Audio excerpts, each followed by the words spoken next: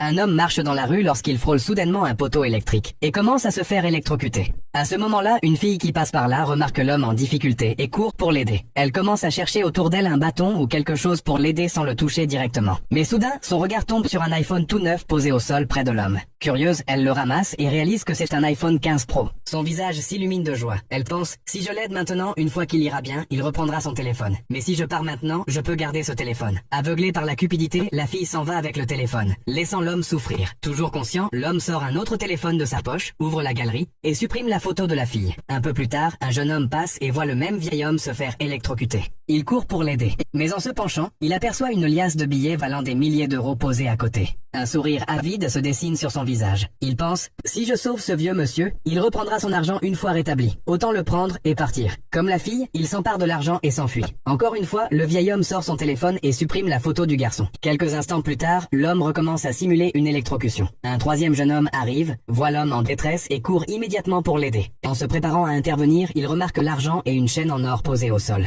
La tentation le traverse. Il hésite, puis se dit, non, une vie humaine est plus précieuse que l'argent. Sans perdre de temps, il saisit un bâton et interrompt le contact entre l'homme et le poteau électrique, lui sauvant ainsi la vie. Il rattrape le vieil homme dans ses bras et lui demande, Monsieur, ça va? Le vieil homme sourit et dit, oui mon fils, je vais parfaitement bien. Le garçon ramasse ensuite l'argent et la chaîne en or, puis les rend respectueusement au vieil homme avant de partir tranquillement. Le vieil homme sort une dernière fois son téléphone, et cette fois, il clique sur « Enregistrer » pour la photo du garçon. Un peu plus tard, un membre du personnel d'une entreprise s'approche de la fille cupide et du jeune homme. « Votre entretien est terminé, vous pouvez partir. » Déconcertés, ils répondent « Mais nous n'avons même pas passé l'entretien. » Le membre du personnel répond calmement « Veuillez vous rendre dans le bureau du directeur. » Dans le bureau, les deux candidats s'adressent au patron. « Pourquoi avons-nous été refusés ?» Le patron sourit et dit « Il y a peu de temps. Vous avez croisé un vieil homme en train de se faire électrocuter. Au lieu de l'aider, vous avez choisi la cupidité. L'un a volé son téléphone, l'autre a pris son argent. Ce vieil homme, c'était moi. Et cette situation faisait partie de votre entretien. » Sous le choc et rempli de honte, les deux candidats s'excusent. Mais le patron conclut. Si quelqu'un n'a pas d'humanité, il n'a pas sa place dans mon entreprise. Vous pouvez partir. Et c'est ainsi que tous deux ont perdu le travail de leur rêve, à cause de leur cupidité.